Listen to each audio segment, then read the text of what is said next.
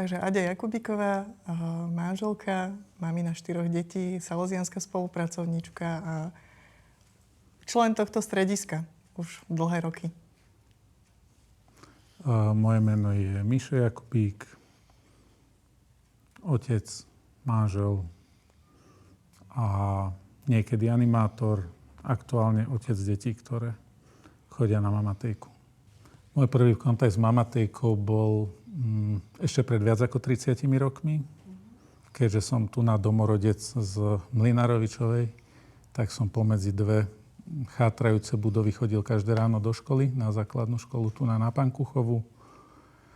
A potom už nasledoval vývoj, kedy bola prvá svätá omša tu na nastavenisku, ešte dneska pred oknami Salesiánov vlastne na ihrisku.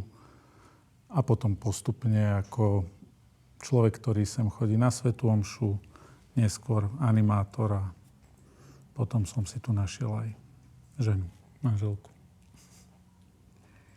A ja som prvýkrát sem prišla asi v roku 1997. Odvtedy teda som tu zostala v stredisku a vlastne ako odchovanie zo Salesiánov vlastne z Daliborka som tak prirodzene prešla sem vlastne do tohto strediska. Začala som sem chodiť do strediska, zaujímalo ma, že čo sa tu robí, čo vlastne tu je a začala som sem chodiť na stredka, vlastne animátorské a neskôr som tu zostala pri iných aktivitách. Pre mňa tých spomienok je veľa, určite veľa pekných spomienok a pre mňa asi taká najsilnejšia, najkrajšia spomienka je, keď sme boli v roku 2003 vlastne na puti do Turína sme išli a tam som v podstate pri Don Boscovi našla a spoznala svojho manžela. Takže to je asi taká najsilnejšia spomienka, ktorá sa mi viaže aj k tomuto stredisku.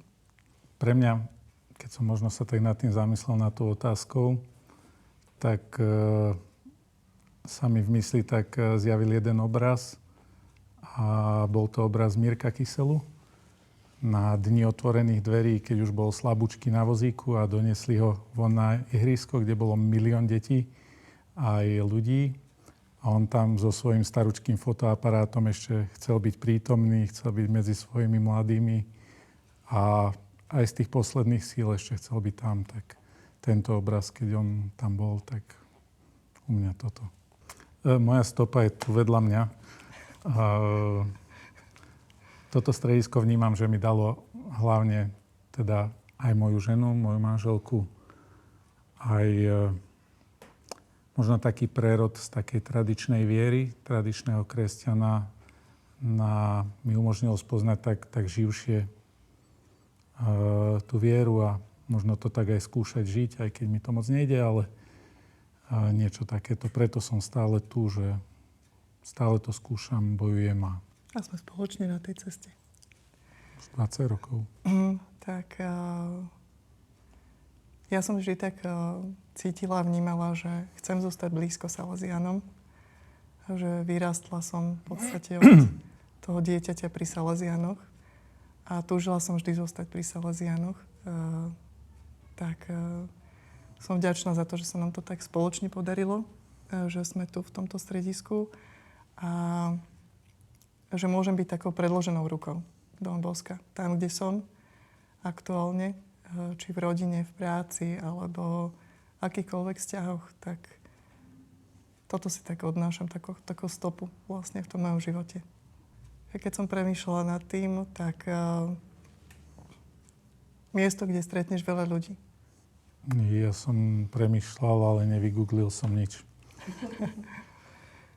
Takže neviem, do jednej vety to nedám. Je to taký komplex, že... Pre mňa tým, že to je také miesto, kde stretnem veľa ľudí, tak možno by som im chcela povedať, že aby sa tak nebáli stretávať tých ľudí a odložili svoje slúchatka, svoje mobily a proste dokázali výjsť aj k tým, ktorí sú tu možno na okraji, aj v tomto našom stredisku. Otvorili tak svoje srdce a proste hľadali naozaj taký ten bod prístupný na dobro v každom človeku, ktorý tu je. Myslím si, že je tu veľa bohatstva, ktoré si vieme tak navzájom odovzdať. Či mladší, starší, navzájom sa tak doplňať ako v rodine, tak aby mali takú odvahu ísť a spoznávať tých druhých ľudí a možno vyšli z takého toho svojho bezpečného prostredia, tým, ktorí potrebujú práve cítiť to, že sú tu prijatí, že sú tu doma a že sa tu môžu cítiť dobre a bezpečne aj v tých vzťahoch, ktoré sú tu. Toto sme sa náhodou nedohodli, ale ja by som tiež povedal, že aby to bolo pre tých mladých miesto, kde sa môžu stretnúť, že tu je to miesto, kde sa môžu stretnúť. Nie je to na WhatsAppe, nie je to na Facebooku. Tu je to miesto stretnutí, miesto prijatia a že napriek tomu hluku, ktorý tu je tu aj miesto, kde možno stretnúť aj Boha. Je tu tá kaplnka a je to určitá forma ticha, ktorú si myslím, že každý aj z tých mladých potrebuje nájsť a potrebuje zažiť. A že tie veci nie sú dnes v tých telefónoch, ale že sú napríklad aj tu. Ja by som zaprial Mamatejke, aby bola naďalej bohatá na vzácnych ľudí, na takých, akí tu niekedy pôsobili, alebo ešte stále pôsobia, na ľudí, aký bol Mirko Kysela, Lojzko Masný, Matias Romf, Gabo Maník, tu na stredisku, aby mladí mali od koho čerpať, aby mali pekné vzory a ľudí hodných následovania. Aby sme boli otvorení pre všetkých a nevyberali si, kto nám je bližší, alebo teda naozaj, že boli takí otvorení pre každého človeka a aby sa tu naozaj každý cítil prijatý a dobre, aby sme tak viac budovali možno tú rodinu a to spoločenstvo. Neusmievaj sa, rozprávať.